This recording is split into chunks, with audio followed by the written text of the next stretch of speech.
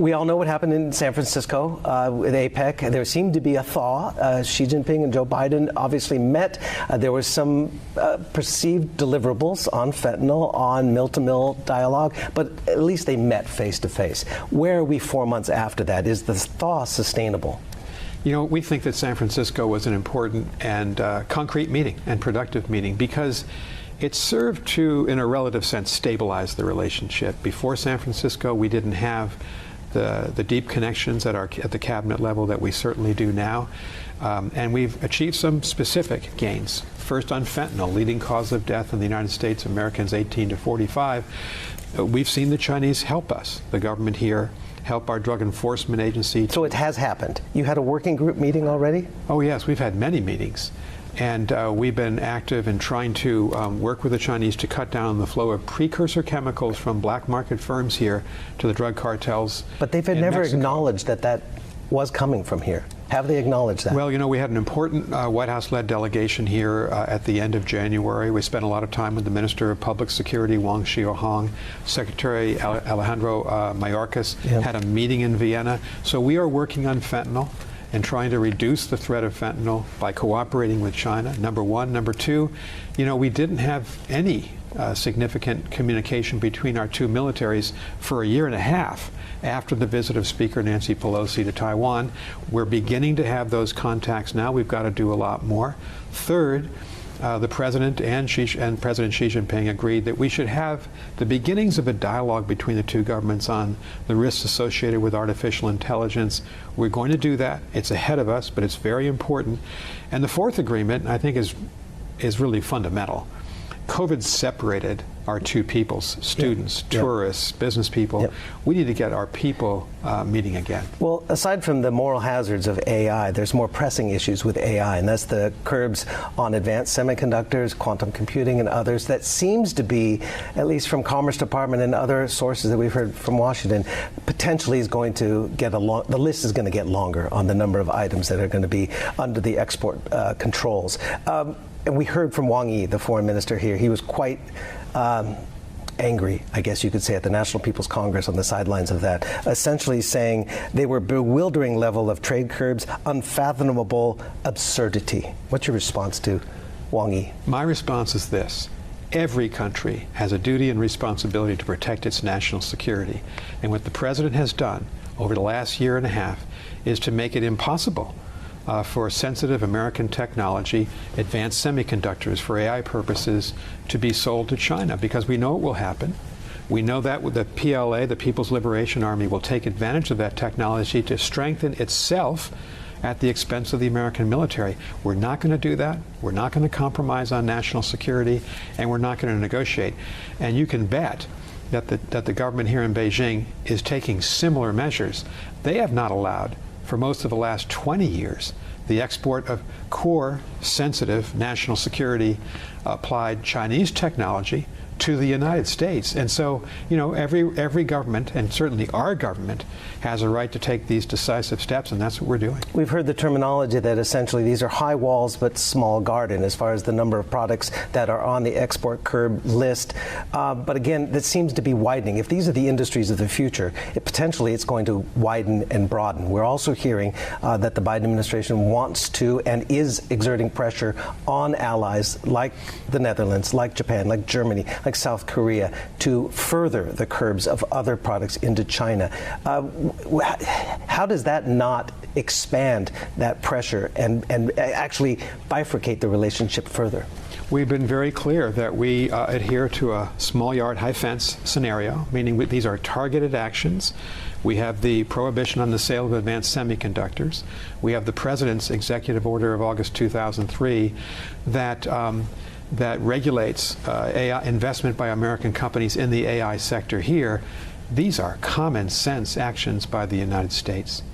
Any American government would have to take this action given the competition we have underway in the military sphere between the People's Liberation Army and the United States.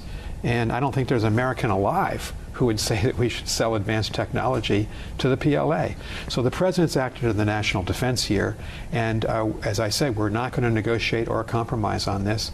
And these are the actions that a government has to take to protect in the 21st century. In an age when technology is at the heart of international politics, some of it has to be regulated. How much of a national security threat is TikTok? Well, I think, the White House has spoken to this, the president has spoken to it, and I think Jake Sullivan asked the right questions when he spoke to it this week at the White House. He said, do we want an American company or a Chinese company to own this very important technology, TikTok? Do we want an American company to have access to the data of millions of Americans, or a Chinese company? But where do you draw the line? And the answers to both questions are obvious when it comes to TikTok. But where do you draw the line? Because it could extend to EVs, it could extend to any other potential app that would come into the U.S. market. I can tell you that over the last several years, we have kept to a narrow band, restricting a narrow band of technologies that are at the heart of our national security, that are critical to the national security. And we believe that what we call de-risking is a sensible, in fact, it's a necessary policy of the United States. One of the lessons of the pandemic is that we have to alter our supply chain on certain critical materials and critical minerals so that we control them back home or they're close to home. We don't want to be overly dependent on China for technologies that we must have to defend our borders and defend our country. How worried or concerned should the United States be about what we heard again and again and again in the National People's Congress, and that is the unleashing of new productive forces? Obviously, they need to do that to build out their own AI capabilities, their own advanced chips, and they're going to throw a lot of money, state-backed money, to this. How much of a concern will that ultimately be? No, I think there's a growing concern around the world that if part of what the government here tries to do to deal with its own internal economic problems is to ramp up manufacturing and export that excess production at artificially low prices or dumping to the rest of the world, whether it's Europe on EVs, whether it's the United States, whether it's Japan and South Korea, that's going to roil and disturb and complicate global trade. And we have been very clear about this. I gave a speech just 2 weeks ago warning about the problems of excess capacity. Our Treasury Department has warned about the same problem. You get out and about. How bad is the Chinese economy from your perspective? Well, I think it's clear that, if you look at the official reports of the government, and you look at some of the projections for economic performance over the next couple of years, most economists would say that the economy here will slow down at some point, that the four-decade era of high single-digit growth is over. There are a number of structural problems they've got to deal with. These aren't for the United States to decide, they're for the government of China to decide, but that was obviously the key issue at the double session of the Parliament, the Liangwei, that took place here in Beijing over the last 2 weeks. Yeah, I was definitely there. I also talked to a lot of businesses, and we all know about the FDI numbers, foreign direct investment, down to the lowest gain since 1993. There is hesitation, not only because of the economy is weak, but also because of the myriad of different national security and the opacity of such policy, especially coming out of the National People's Congress. We didn't get a lot of clarity on policy. We do know, and you were in that 60 Minutes interview where you did talk about U.S. companies such as Bain and Company, Mintz, and others who have seen raids and they've seen arrests of U.S. citizens. Can you elaborate on the threat and the pall that has been cast over the investment community and doing business, Americans doing business in China at this time? I think this is a question central to the U.S.-China relationship for the next year and the year beyond. We have a $575 billion two-way trade relationship. China's the third largest trade partner of the United States. There are thousands of American companies doing business here. Here's the problem. They're hearing conflicting signals. Some senior Chinese government officials say private sector investment is welcome in China, your investment will be protected.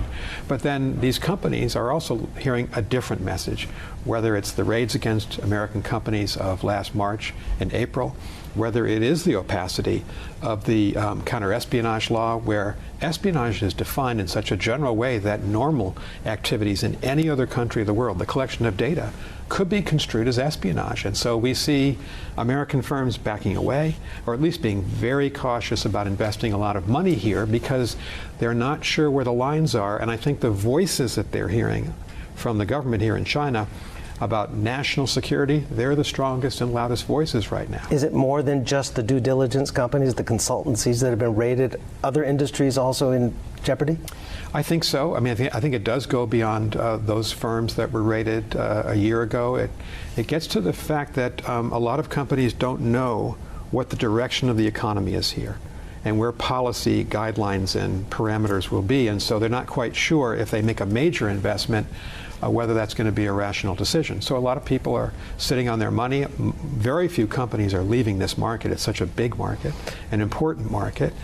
But a lot of companies have plan Bs as well. But revenue's down for companies like Apple, but there are two sides to that one. Also Tesla, we've heard that government agencies have been instructed to not potentially buy Apple iPhones or even Teslas here in China, right? So that also casts a pall too on the, the appetite to invest. In particular, two large bellwethers like Tesla and Apple. You know, we've been very consistent in our government in saying we do not want to see a decoupling of these two economies. We're the U.S. and China, the two largest economies in the world.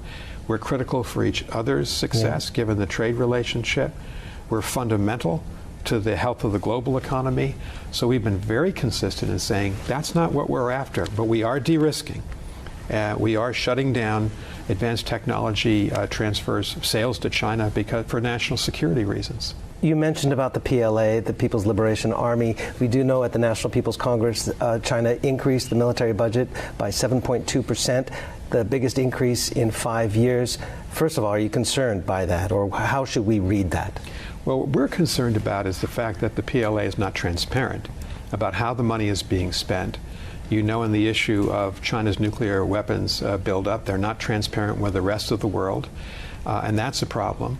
And of course, you know, the United States has been a principal military actor in the Indo-Pacific since the close of the Second World War. What we've been doing, and President Biden has had a lot of success in this, is to build up our alliances with Japan, the Republic of Korea, the Philippines, Thailand, Australia.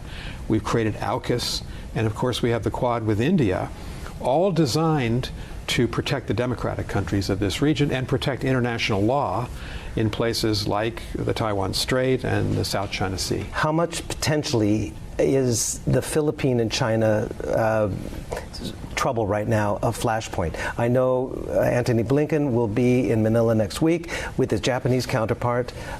We also will be talking to President Marcos. Next week seems to be a very critical time. Over the difficulties over the Second Thomas Shoal, and it seems to be an amplified tension between Manila and Beijing. Do you see it that way? We're concerned about the activities of the Chinese Navy, the PRC Navy, and the Coast Guard in the South China Sea, particularly at Second Thomas Shoal, at Scarborough Shoal. The PRC has had an extravagant legal claim that is not supported under international law. The International Court of Justice decided in July 2016 in favor of the Philippines against the People's Republic of China, and Beijing has completely ignored that. So the Philippines has law, international law, on its side, and the strong support of the United States. The last time you and I talked in October, you said obviously you want to see it more from China as far as using their influence either in Tehran to also essentially not support Hamas or some of these issues, obviously, that's happening in Gaza. A lot has happened since then as well. We have the Red Sea shipping issues. The war in Ukraine as well has gone into a third year now. What do you want to see more from Beijing on a diplomatic front to end, potentially broker some peace in Ukraine, in the Red Sea, as well as in Gaza? We've been concerned for 2 years now by the support of Beijing for Russia's illegal, barbaric war in Ukraine. We've recently sanctioned 17 Chinese companies that we believe are assisting in the defense industrial base of Russia for the prosecution of that illegal war in Ukraine. And we're very much concerned by what the government here is not doing to arrest some of the more nefarious activities of Iran and Iranian-backed militia, and throughout the Middle East. So we have a disagreement on these issues. We've been very vocal about it. So they're not doing enough? We don't believe they're doing enough. They just sent their Ukrainian envoy, Li Hui, to Kyiv. Any progress there that you would say is measurable progress? There doesn't seem to be much progress that's come out of that trip. Not that far that we can, not as much as we can see. Yeah. Yeah. Mill-to-mill dialogue. Yeah. Has there been any progress there? It was cut off essentially by the China after Nancy Pelosi's visit. Has there been any measurable progress there? Well, the two presidents, President Biden and President Xi, agreed in San Francisco that we would begin again serious high-level communication between our militaries. This is critical. Has it happened? It's beginning to happen, and it's critical because our two militaries are operating in very close proximity to each other in the Spratlys and Paracels and the Senkakus and the Taiwan Strait. And so our new chairman of the Joint Chiefs, Chairman Brown, has had a discussion with his Chinese counterpart, and we hope very much that Secretary Austin will be able to talk to his counterpart in the coming weeks or months, and then we hope there'll be even conversations at a more tactical level between our militaries. This is common sense because you want to drive down the possibility of any kind of accident or misunderstanding between our air forces or our navies. How important are the next 7 months ahead of the election? I don't want to get you to speculate on whether Donald Trump is elected again as the president, but he has talked about issues with NATO and the like. Even Wang Yi has talked about what this administration is doing in the Indo-Pacific is akin to a NATO for East Asia or the Indo-Pacific. Do you think this election, if Donald Trump were elected, your work is going to be diminished? I'm not going to answer that question with all due respect. I'm going to focus on my job here, which is to represent President Biden and the United States. I don't think it's helpful for me or anybody else in our mission to be talking about our election.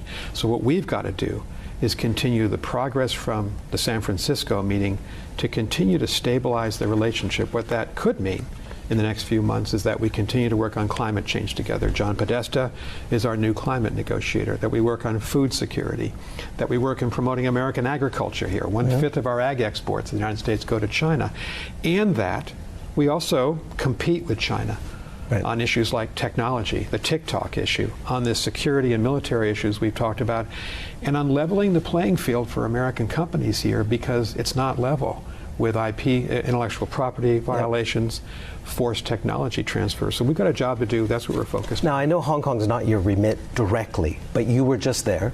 It's no secret that you were there at a time as well, the fast-tracking of Article 23 security bill, which will add on top of the China-led national security law from 2020. What did you see here and want to find out about, how this will potentially, I'm not saying this is going to happen, but diminish the role Hong Kong has played as an international financial center and the transparency that is needed for that to be sustained? You're right, Steve. Hong Kong is a unique place. We've had a consulate there for 181 years, and it's an independent consulate. It doesn't come under my purview, but I went at the invitation of my colleague and friend Greg May, the U.S. Consul General in Hong Kong.